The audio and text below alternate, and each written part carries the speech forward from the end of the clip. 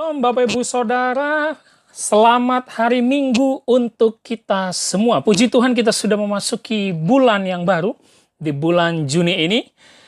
Kita doakan sebentar lagi mungkin akan ada berita baik bahwa kita bisa kembali bersekutu di gereja kita. Kita doakan keadaan semakin baik sehingga penyebaran virus corona pandemi ini cepat berakhir. Kita kembali bersekutu dengan umat Tuhan di gerejanya. Tapi walaupun begitu, mari kita tetap bersemangat untuk masih beribadah online. Dan bagi jemaat sekalian, khususnya jemaat GKTI Raja Daud, mari kita kembali belajar kebenaran firman Tuhan. Dan pada bulan yang baru ini, maka tema besar kita juga baru. Di bulan Juni ini kita akan khusus menggali mengenai tokoh Alkitab. Ya, ini menjadi penting. Karena ini menjadi bagian kedua dari pembahasan gereja kita. Karena tahun lalu kita juga sudah membahas mengenai tokoh Alkitab bagian pertama. Kita mengambil dua tokoh atau dua sosok dari perjanjian lama, dua tokoh dari perjanjian baru. Tahun lalu jika Bapak Ibu Saudara bisa melihatnya nanti di YouTube kita, GKTI Raja Daud, kita sudah menggali dari perjanjian lama dua tokoh yang sangat-sangat terkenal, Abraham dan Musa. Lalu dari perjanjian baru kita menggali Yohanes Pembaptis dan Rasul Paulus. Dan tahun ini, sesuai dengan kalender gereja kita yang sudah kita tetapkan tahun lalu, maka tema besar kita adalah tokoh Alkitab bagian kedua. Dan pada 7 Juni 2020 hari Minggu ini saya ingin mengajak seri pertama, mengajak Bapak Ibu Saudara teman-teman belajar dari satu sosok di perjanjian lama yang cukup terkenal, tapi kisahnya tidak mengenakan. Kisahnya biasanya tidak disukai orang Kristen, yaitu Ayub, ya. Seperti biasa saya membagikan firman ini melalui podcast seperti minggu lalu. Mari kita perhatikan layar. Kita akan belajar dan menggali kalimat per kalimat, kata per kata. Mari kita buka Alkitab kita yang di rumah. Seperti biasa ambil catatan, gereja kita adalah gereja yang belajar, memuridkan dan memahami Alkitab dengan benar. Mari kita buka Alkitab kita di kitab Ayub. Dan khusus hari ini kita akan menggali pasal 1. Dan ayat yang menjadi perenungan kita adalah Ayub 1. Ayat 21, ini adalah ayat yang sangat terkenal. Mari buka kitabnya, kitab Ayub pasal 1 ayat 21. Saya bacakan untuk Bapak Ibu Saudara di rumah. Beginilah firman Tuhan. Katanya, dengan telanjang aku keluar dari kandungan ibuku. Dengan telanjang juga aku akan kembali ke dalamnya. Tuhan yang memberi, Tuhan yang mengambil. Terpujilah nama Tuhan. Mari kita telusuri dulu siapa sosok Ayub sebenarnya. Jika Bapak Ibu Saudara memperhatikan Alkitabnya, saya mencatat di sini. Yang pertama, Ayub itu adalah orang saleh, jujur, takut akan Allah, dan kaya. Saya langsung menulisnya kaya. Ini ciri pertama dari tokoh Alkitab kita. Ayub itu ada di pasal 1 ayat 1 sampai 4. Bisa diperhatikan Alkitabnya, pasal 1 ayat 1 sampai 4. Saleh, jujur, takut akan Allah, dan kaya. Sangat sulit kita menemukannya orang seperti ini di tahun 2020. Saleh, baik, jujur, takut akan Allah, dan kaya raya. Sungguh luar biasa profil dari Ayub. Dia memiliki 10 anak, 7 laki-laki, 3 perempuan. Sangat diberkati, berlimpah-limpah. Ayub juga rajin beribadah mempersembahkan kurban sesuai dengan tradisi budaya kuno. Dan dia sering memberkati anaknya yang kalau pulang dari pesta, dia menganggap mungkin melakukan kejahatan atau dosa. Jadi kesimpulannya Ayub ini orang yang sangat rohani. Saya catat di sini. Ayub sangat rohani. Luar biasa. Yang menarik, ini adalah bagian pertama profil Ayub. Bagian kedua, Allah dan iblis memiliki percakapan yang menarik. Bagian kedua, yaitu Allah dan iblis memiliki percakapan yang menarik. Kenapa? Iblis sedang mencobai semua manusia di dunia yang memang itu adalah domainnya. Nanti kita bisa membaca dari ayat 6 sampai 12. Lalu Allah membanggakan Ayub di depan iblis. Kau boleh coba yang lain, tapi lihat hambaku. Ayub dia takut padaku, dia baik, dia saleh dan jujur. Tapi iblis tidak terima pernyataan itu. Iblis berkata, ya jelas, karena dia selalu kau berkati. Karena engkau selalu melindungi dia. makanya dia baik. Tapi iblis menantang Allah untuk berkata, coba kau ulurkan tanganmu, jamah dia, cobai dia, ambil kekayaannya, ambil semuanya daripada hidupnya. Dan menariknya, Allah menyetujui permintaan iblis untuk mencobai Ayub. Saya catat di sini, mencobai Ayub. Ya. Itu bisa dibaca di ayat 6 sampai 12. Dan bagian ketiga, Bapak Ibu Saudara, adalah bencana. Ada 4 bencana yang dicatat Alkitab. Yang pertama, seluruh budak Ayub mati dibunuh oleh orang Sheba. Dia memiliki banyak budak, karena pada budaya kuno memiliki banyak budak adalah orang yang kaya. Di ayat 15, perhatikan, pasal 1 ayat 15, orang Sheba membunuh budaknya. Di ayat 16, kambing dombanya yang berjumlah ribuan mati terbakar oleh api. Di ayat 17, orang Kasdim merebut unta-untanya yang juga sangat banyak, ribuan jumlahnya. Inilah harta kekayaan Ayub. Unta-untanya direbut orang Kasdim. Dan yang paling berat, ayat 19, 10 anaknya mati ditimpa reruntuhan karena angin ribut. Bagian ketiga ini kita melihat bencana yang diterima Ayub. Bagian pertama dia dikatakan adalah orang yang saleh, jujur, kaya, takut akan Tuhan. Bagian kedua Allah mulai bertindak dan mencobai dia. Bagian ketiga bencana terjadi, seluruh hartanya hilang dalam sekejap. 10 anaknya meninggal. Saya ingin mengajak Bapak Ibu Saudara untuk masuk ke satu tokoh Alkitab yang kita bahas ini, yaitu Ayub. Jadikan sekarang dirimu Ayub setelah engkau membaca 3 bagian ini. Kita mungkin stres, kita mungkin gila, kita mungkin marah sama Tuhan, kita mungkin sudah mulai tidak percaya sama Tuhan. Bayangkan, 1 anak saja meninggal, kita bisa nangis gak berkesudahan sampai berbulan-bulan, bertahun-tahun. Kita nggak punya harapan hidup, kita mungkin stres dan nggak semangat lagi untuk hidup. Ini 10 anaknya meninggal semua dan hartanya hilang atau dikatakan bangkrut dalam waktu sekejap. Ingat, ini dalam waktu sekejap, bukan 1 bulan, 2 bulan, tidak. Dalam hari itu, dalam hitungan jam sekejap, seluruhnya hilang, harta kekayaan dan anak. Wow, kita tidak bisa membayangkan itu. Bayangkan, baru kita masuk ke bagian keempat. Ini saya coba hapus. Bisa di-capture atau dicatat bagian pertama, kedua, dan ketiganya, supaya kita mengerti. Kita akan masuk ke bagian keempat. Dan ini yang menjadi penggalian ayat kita. Bagian keempatnya adalah respon Ayub. Bagian keempat, respon, saya catat di sini. Dan itulah ayat yang tadi sudah kita baca. Dengan telanjang aku keluar dari kandungan ibuku. Dengan telanjang juga aku akan kembali ke dalamnya. Yang pertama, Ayub memahami lahir dan mati itu tidak bisa diatur. Lahir dan mati adalah kehendak Tuhan. Manusia tidak bisa melakukan apa-apa terhadap 2 hal yang pasti ini. Kelahiran dan kematian. Maka dia berkata kalimat awal, dengan telanjang aku keluar dari kandungan ibuku, dengan telanjang juga aku akan kembali ke dalamnya. Yang artinya Ayub memiliki respon yang benar. Dia berkata bahwa aku lahir tidak membawa apa-apa, aku mati juga tidak membawa apa-apa. Buat apa aku membanggakan hartaku yang begitu banyak? Ini respon yang sangat luar biasa. Walaupun seluruh harta kekayaan yang begitu banyak hilang dalam sekejap.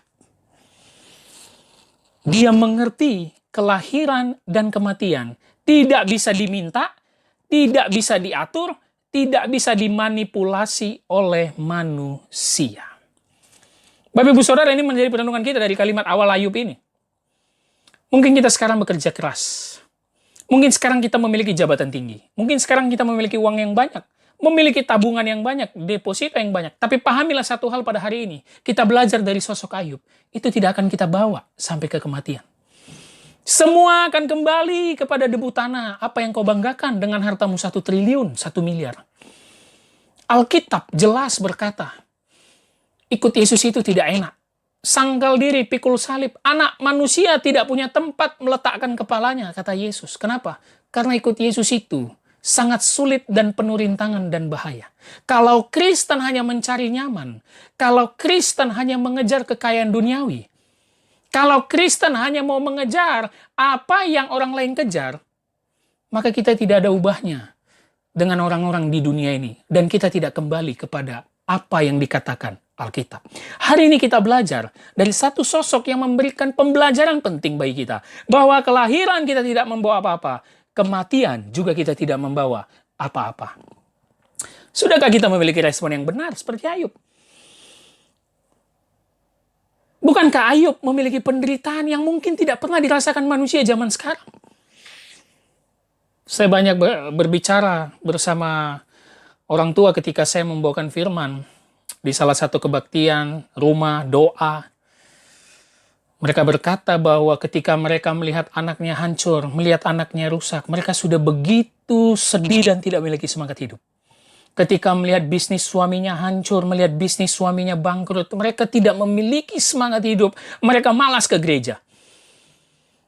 Atau mungkin ketika seorang ibu menantikan anaknya, seorang orang tua menantikan cucunya, tapi tidak sampai atau dipanggil Tuhan, mereka langsung stres, depresi, dan putus asa, menyalahkan Tuhan dan menganggap Tuhan itu tidak ada. Di manakah kau Tuhan? Padahal kami rajin ke gereja, kami rajin memberi persembahan, rajin memberi perpuluhan, rajin berdoa. Kenapa ini menimpa kami? Bapak Ibu Saudara, hari ini firman Tuhan berbicara. Yuk, contoh sosok Ayub. Saya lingkar di sini. Contoh sosok Ayub. Kita belum semenderita dia loh. Saya berani katakan, di luar penderitaan Tuhan kita Yesus Kristus, penderitaan terparah yang dicatat Alkitab dari kitab Kejadian sampai Wahyu adalah Ayub. Karena kita tahu sendiri nanti di pasal 2, kita tidak bahas pasal 2, apa yang terjadi? Belum selesai. Setelah harta hilang, semua hilang, anak 10-10-nya meninggal, Ayub ditimpa penyakit borok dari ujung kepala sampai ujung kaki. Waduh, beruntun semua bencana. Tapi dia memiliki respon dari kalimat pertama. Dia tahu, kelahiran dan kematian hanya milik Tuhan dan kehendak Tuhan semata. Ini menjadi penting. Ini menjadi perenungan kita. Kita belajar dari sosok Ayub, di mana dia orang saleh, takut akan Tuhan, kaya, tapi dia betul-betul paham apa maksud kelahiran dan kematian. Karena itu semua berasal dari Tuhan. Dengan telanjang, aku keluar dari kandungan ibuku. Aku nggak membawa apa-apa. Dan dengan telanjang juga, aku akan kembali ke dalamnya. Yang nggak tahu artinya, kita kembali menjadi debu tanah. Ini sangat penting, respon Ayub di kalimat awal. Kita lanjutkan kalimatnya. Tuhan yang memberi, Tuhan yang mengambil, terpujilah nama Tuhan. Saya garis bawahi di sini. Tuhan yang memberi, Tuhan yang mengambil, terpujilah nama Tuhan. Apa yang perlu kita pelajari di kalimat kedua ini? Tanpa disadari, kalau Anda membacanya terlalu cepat, kalimat ini sangat luar biasa. Mungkin Anda akan melewatkan poin-poin pentingnya. Perhatikan dengan teliti dari kalimat akhir ini. Tuhan yang memberi, Tuhan yang mengambil, terpujilah nama Tuhan. Ada 3 kali kata Tuhan.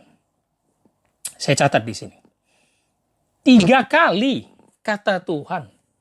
Menarik sekali. Dari satu kalimat respon dan doa Ayub di tengah bencana hidupnya, dia memanggil Tuhan, Tuhan, Tuhan. 3 kali. Kita mulai dari Tuhan yang pertama. Tuhan yang memberi. Ayub sangat luar biasa. Dia tahu kekayaan itu dari Tuhan. 10 anaknya dari Tuhan. Poin pertama, kebaikan dari Tuhan. Kita ngomong kebaikannya dulu. Kebaikan. Ayub adalah sosok yang memandang segala kebaikan yang terjadi dalam hidupnya adalah dari Tuhan. Kita mungkin akan berkata, ya amin untuk itu semua. Kesehatan dari Tuhan, puji Tuhan. Rezeki dari Tuhan, puji Tuhan. Jodoh dari Tuhan, puji Tuhan, amin, haleluya. Tapi sering sekali kita menganggap itu hanya pemberian yang sudah semestinya. Benar ya? Kita menganggap itu pemberian yang sudah semestinya. Kebaikan Tuhan itu. Kesehatan, kekayaan, anak, jodoh. Ayo Tuhan, itu memang sudah harus kau berikan kepada kami. Tuhan yang memberi. Saya yakin dan percaya 90%, bahkan hampir 100% orang Kristen percaya segala kebaikan dari hidup kita itu berasal dari Tuhan. Saya tandai di sini. Jelas. Bukan hanya Ayub yang setuju, kita pun setuju. Kekayaan dari Tuhan, kita akan berdoa untuk itu. Terima kasih Tuhan untuk rezeki, untuk gaji, untuk bonus, untuk kekayaan yang kau berikan. Seorang pasangan suami istri mendapat anak, sangat happy. Terima kasih Tuhan, bahkan bikin acara, bikin pesta. Terima kasih Tuhan. Suami naik jabatan, terima kasih Tuhan. Semua dari Tuhan. Oke, respon yang pertama, kebaikan ini, kita sama dengan Ayub. Setuju. Kita lanjutkan kalimatnya. Tuhan yang memberi. Kedua apa? Tuhan yang mengambil. Saya ulangi. Tuhan yang memberi. Amin. Tuhan yang mengambil. Saya menantang Bapak Ibu Saudara yang mendengar khotbah ini siap berkata amin. Saya yakin tidak semua mau berkata amin. Tidak semua berkata amin. Keburukan, saya catat poin kedua, juga dari Tuhan. Aminlah untuk itu. Nah, ini yang berat orang Kristen nih. Pemahaman teologi dan Alkitabnya kurang dalam. Saya mau katakan, bencana, penyakit, tsunami, gempa bumi, sakit jantung, sakit kanker, virus corona, itu keburukan. Jelas saya tandai. Dan itu dari Tuhan. Ayub adalah orang atau sosok yang memiliki respon yang sangat luar biasa. Tidak hanya berkata amin, haleluya, puji Tuhan terhadap kebaikan. Karena dia diberkati dengan kekayaan dan banyak anak 10. Tapi ketika bencana menimpa dia, semua kekayaannya hilang, 10 anaknya meninggal, dia tetap berkata, itu pun dari Tuhan. Tuhan yang memberi, Tuhan yang mengambil. Kenapa saya berani katakan? Kalau di poin pertama kebaikan, hampir 100% orang setuju. Orang Kristen setuju, itu dari Tuhan. Amin. Tapi saya sekarang akan menurunkan persentase. Mungkin hanya 40% orang yang setuju. Bahkan 30% yang setuju. Keburukan itu dari Tuhan. Kita langsung menyalahkan, ini pekerjaan setan ini pasti. Keluarga kita ini pasti diguna-gunai nih. Suami saya begini nih karena dikerjain orang nih. Ini dari setan nih semua. No. Kalau engkau memang Kristen yang sejati, yang memahami Alkitab, segala keburukan, itu pun dari Tuhan. Masa sih Pak Pendeta? Yes, corona pun dari Tuhan. Karena dia adalah Allah yang berdaulat terhadap dunia ini. Ketika engkau mengatakan manusia bebas menentukan pilihan hidupnya, manusia bebas melakukan apapun yang dimaunya, manusia bebas memilih Tuhan yang mana. No. Manusia tidak memiliki kebebasan karena Allah berdaulat sepenuhnya. Setiap 1 inci kejadian di bumi ini, Allah yang berdaulat. Kita harus paham doktrin Alkitab. Allah itu maha kuasa, maha, dan dia kudus. Dia berdaulat penuh. Jadi apapun yang terjadi, baik itu kebaikan dan keburukan, saya tandai di sini, itu dari dia. Sangat luar biasa. Satu sosok yang kita pelajari hari ini, Ayub, sangat luar biasa. Poin pertama, apa yang kita pelajari dari sosok Ayub? Ayub memberikan kita teladan. Segala kebaikan dan keburukan dari dalam hidup kita, itu berasal dari Tuhan. Mengucap syukurlah. Yes. Ayub mengucap syukur. Mungkin dia dengan air mata berdoa seperti ini. Tuhan yang memberi, Tuhan yang mengambil. Semua dari Tuhan. Yuk, di tengah pandemi virus corona ini memang menyakitkan. Kita tahu ini memang membawa bencana, membawa banyak kematian di seluruh dunia. Tapi ada hal-hal positif yang tetap Tuhan nyatakan dalam hidup kita. Supaya kita lebih dekat kepada dia, supaya kita bertobat kepada dia, karena dia ingin menunjukkan dengan pandemi virus corona ini, manusia tidak dapat berbuat apa-apa, sehebat apapun bangsa di dunia ini, sehebat apapun teknologinya, tidak bisa berbuat apa-apa hanya dengan virus yang tidak kelihatan. Luar biasa.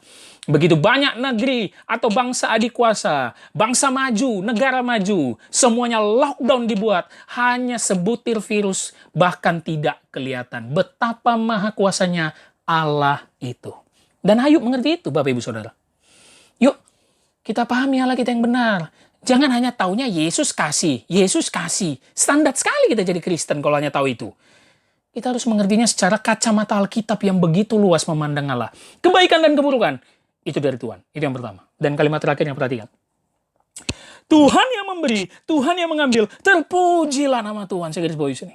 Terpujilah nama Tuhan. Mungkin Anda bertanya, Pak Pendeta, kenapa Tuhan memberikan corona? Pak Pendeta, kenapa terjadi tsunami yang menewaskan jutaan orang? Pak Pendeta, kenapa gunung berapi meletus? Pak Pendeta, kenapa suamiku bangkrut? Pak Pendeta, kenapa suamiku tiba-tiba terserang penyakit kanker stadium akhir, penyakit jantung stadium akhir? Kenapa? Di manakah Tuhan, Pak Pendeta? Saya catat. Di mana Tuhan? Kenapa semenderita ini manusia? Saya mau jawab, Tuhan nggak kemana-mana. Tuhan tetap berada di tahtanya yang kekal, memerintah dunia ini. Nah, jawaban pertanyaan kenapa tadi, jawabannya kalimat ini. Untuk memuliakan namanya. Corona terjadi, itu untuk kemuliaan bagi namanya. Tsunami terjadi, itu untuk kemuliaan bagi namanya.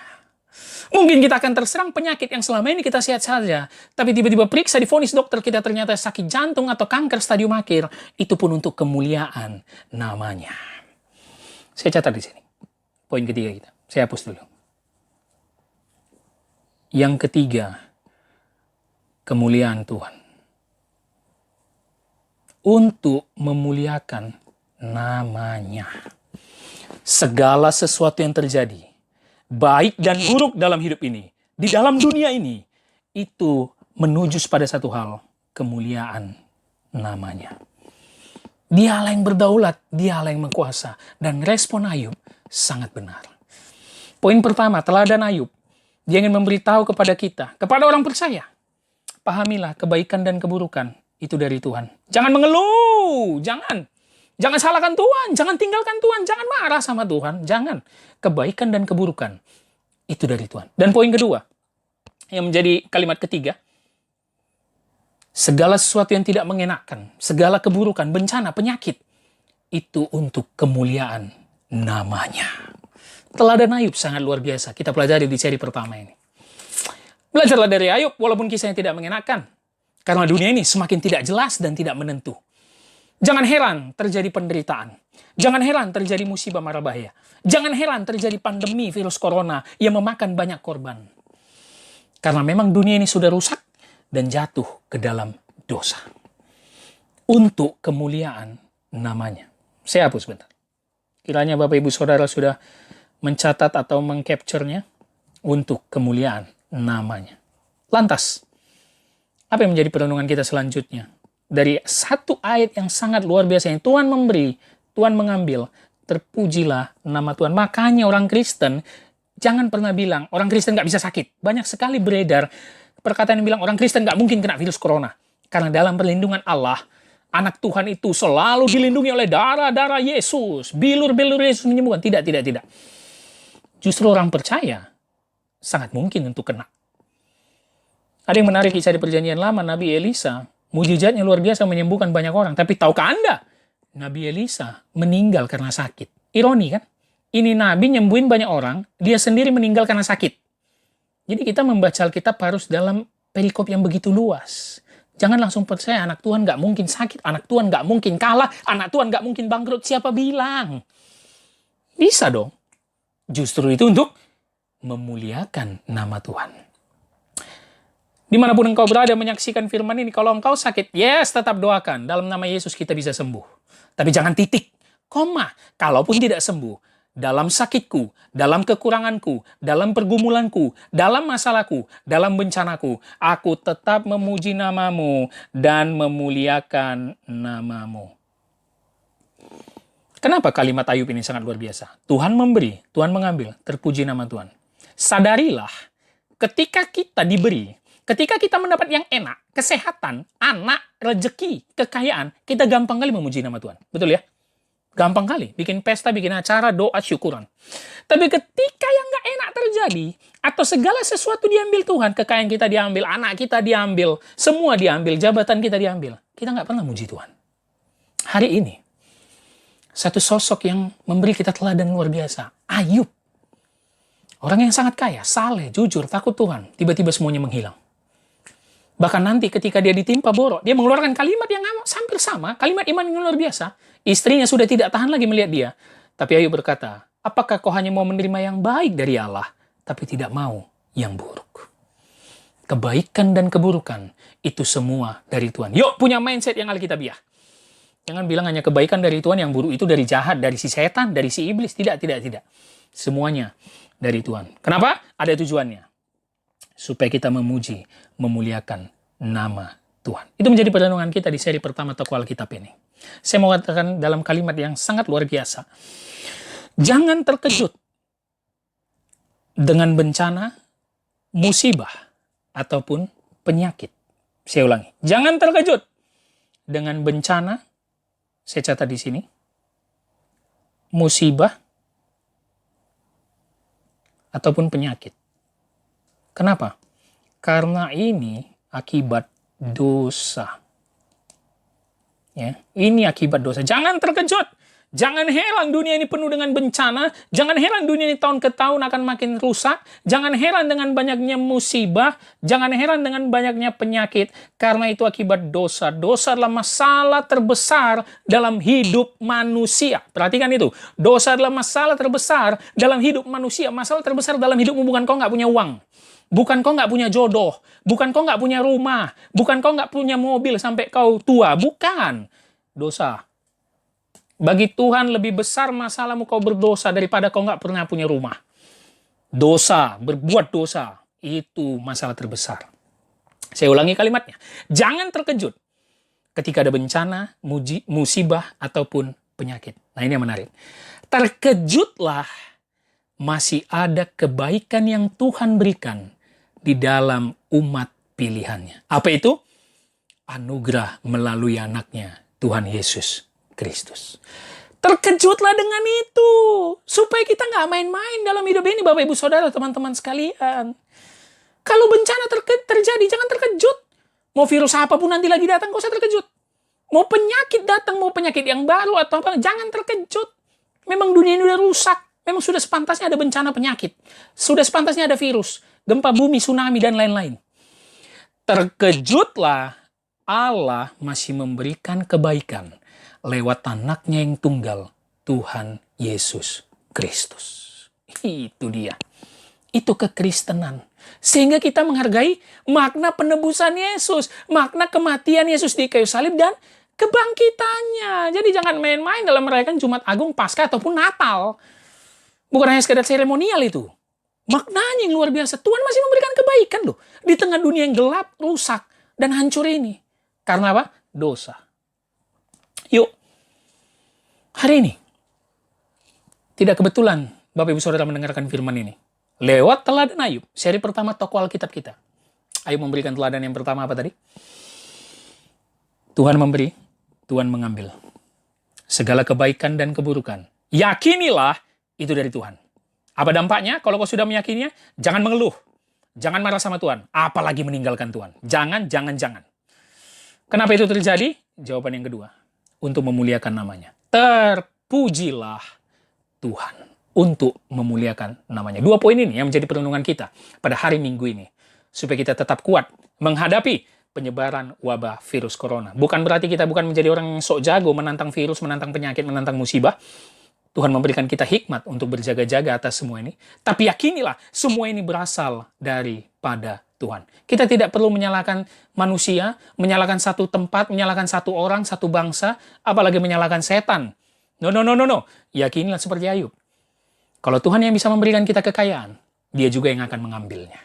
Kalau Tuhan bisa memberikan cuaca yang baik, Dia juga yang bisa mengambilnya dan memberikan yang buruk. Tapi hanya satu tujuannya, untuk kemuliaan namanya. Mari kita memandang teladan Ayub ini, supaya kita memahami tahun demi tahun, memasuki 2020 dan tahun depan, dunia ini akan semakin rusak dan semakin bahaya.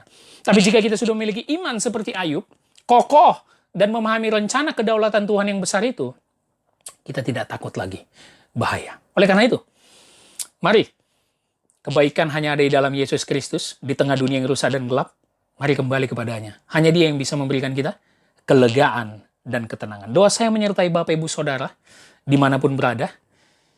Kiranya kita tetap berdoa agar bangsa kita pulih, dunia pun pulih, kita kembali bersekutu. Kita akan melanjutkan minggu depan dengan tokoh kedua di Alkitab. Kita akan banyak belajar dari sosok Alkitab yang penuh iman, khususnya iman kepada Tuhan kita Yesus Kristus. Amin. Shalom, selamat hari Minggu. Tuhan Yesus memberkati.